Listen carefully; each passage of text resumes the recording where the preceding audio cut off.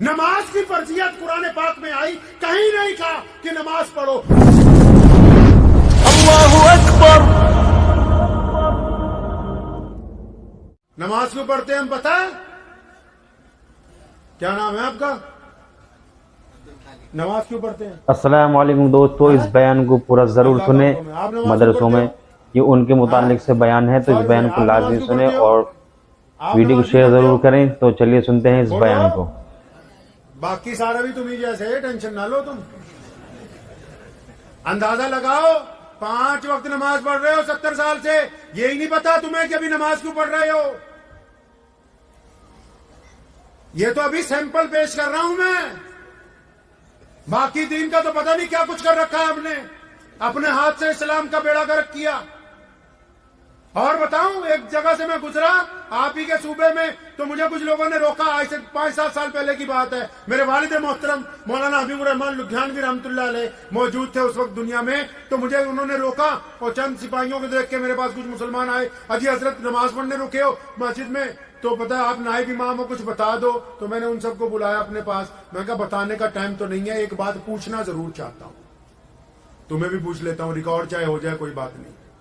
تو میں نے ان سے یہ کہا کہ یہ بتاؤ، یہاں دل پہ ہاتھ رکھ کے دل پہ ہاتھ رکھ لو ذرا، میں کہا یہ بتاؤ، مجھ سے فتوے نہ پوچھو، یہ بتاؤ کہ تمہارے استنجا خانے میں جو بیڑیوں کے ٹکڑے پڑے ہیں، یہ کسی حکومت نے تمہیں کہا ہے کہ مسجد میں آ کے تم نشہ کیا کرو؟ سارا دن ایک وبیلا ہی ہے کہ فلاں نے یہ کر دیا، فلاں۔ ہم خود کیا کر رہے ہیں؟ ہم نے اپنا معیار کتنا نیچے گرایا ہے؟ ہم نے اپنے پیر پر کتنی کلاڑیاں ماری ہیں؟ بار بار شکست ہو رہی ہو، اگر بار بار ناکامی ہو رہی ہو، تو اس کا مطلب یہ نہیں ہے کہ بھائی ہم میں کوئی خرابی نہیں، اس کا مطلب یہی ہے کہ ساری خرابی ہم میں موجود ہے۔ سنو، پیارے پیغمبر نے کہا کہ پاجامہ ٹکنا سے اونچا رکھو، اور اس کو اونچا ہی رکھنا پڑے گا کیونکہ یہ رسول اللہ نے کروایا ہے۔ لیکن جس دن یہ کہا تھا کہ اس کو اونچا کرو، بلال حضرت ابوبکر صدیق دوڑے دوڑے آئے، یا رسول اللہ میرا اچانک کئی بار ڈھلک جاتا ہے۔ اور فرمایا ابوبکر تو کیوں فکر کرتا ہے؟ یا رسول اللہ کن کے لیے کہہ دیا؟ کہا تو سب کے لیے۔ یا رسول اللہ کیوں کہا؟ فرمایا ابوبکر یہ پاجامہ اس لیے اونچا کروایا کہ جو لوگ پاجامہ نیچا کر کے، لمبے لمبے کپڑے پہن کے اور لمبی لمبی ڈینگیں ہانکتے ہیں اور ماں باپ کو سلام کا جواب نہیں دیتے، غریب کی طرف نہیں دیکھتے، سڑک پر آ کر کے چلتے ہیں، میں نے یہ کپڑا اس لیے اونچا کروایا کہ ان کے اندر عاجزی آ جائے، گردن جھک جائے، گردن جھک جائے۔ اب ایک بندہ ہو میرے جیسا مولوی، پاجامہ بھی ٹخنوں سے اونچا ہو اور اپنے باپ کو سلام نہ کرتا ہو، ماں کی عزت نہ کرتا ہو، بیوی کے منہ پہ تھپڑ مارتا ہو، بچوں سے گنڈا گردی کرتا ہو، پڑوسیوں سے اس کی بنتی نہ ہو، 5 وقت بھی نماز پڑھتا ہو، اب یہ کمبخت پاجامہ ٹخنوں کی بجائے گھٹنوں پہ بھی کر لے، تب بھی شریعت کو اس سے کچھ لینا دینا نہیں۔ مسئلے کی روح قتل کر دی نا۔ نماز کی فرضیت قرآن پاک میں آئی، کہیں نہیں کہا کہ نماز پڑھو، ہر جگہ اللہ نے کہا نماز کو قائم کرو۔ کیوں قائم کرو؟ کیونکہ قرآن نے واضح طور پر نماز کی فرضیت کے حکم میں یہ بات کہی کہ نماز اللہ کی عبادت کے لیے نہیں، نماز اس لیے تاکہ تم گندی باتیں کرنی چھوڑ دو، اچھی باتیں کرنے لگو، نماز اس لیے تاکہ تم یتیموں کی خبر گیری کرنے لگو، نماز اس لیے تاکہ تم متقی بنو، اللہ کو اچھے لوگوں کی ضرورت ہے۔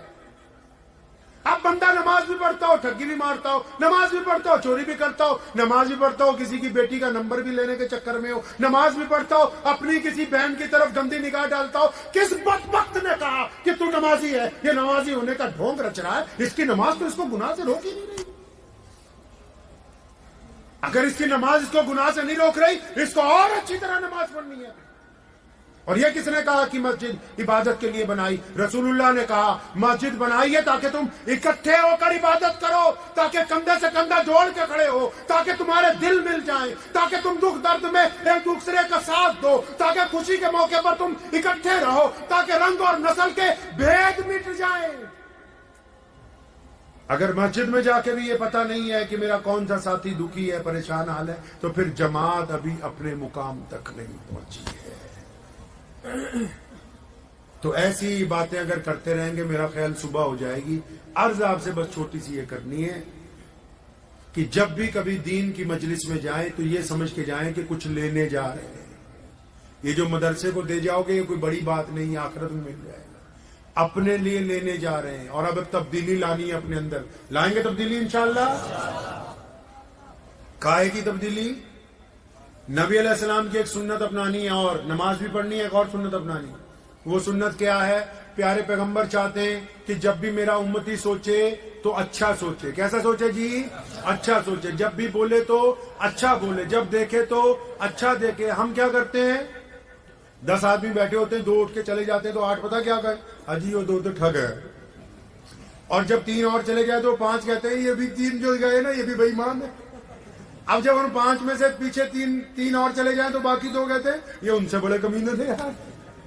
ये हमारी नजरिया बन के है, इसको बदलना है। प्यारे पैगंबर की सुन्नत है, आपने फरमाया कि बदगुमानी कुफर है। अच्छा सोचना है अपने भाइयों के मुतालिक, माँ बाप के मुतालिक, बीवी के मुतालिक, पड़ोसी के मुतालिक, हिंदू सिख दोस्तों के मुतालिक, गैर मुस्लिम भाइयों के मुतालिक। जब भी उम्मीद लगानी है अच्छी लगानी, बुरा नहीं सोचना। रसूलुल्लाह चाहते हैं कि हम मुस्बत सोचें, पॉजिटिव सोचें। सोचेंगे पॉजिटिव इंशाअल्लाह। अगर आप पॉजिटिव सोचेंगे हालात तब्दील होंगे, अल्लाह ताला आपको इज्जत अता फरमाएंगे। अगर आप नेगेटिव सोचेंगे, क्योंकि रसूलुल्लाह ने कहा ना, अल्लाह ने कहा कि मैं बंदे के गुमान के साथ हूं। आप चाहते हैं कि अच्छा हो तो फिर अच्छा होगा, आप चाहते हैं कि मेरे साथ बुरा होने वाला है तो बुरे असबाब आ जाएंगे। इसलिए अपनी नीयत को दुरुस्त रखना। करेंगे इंशाअल्लाह। दुआ कीजिए अल्लाह ताला मुझे भी आप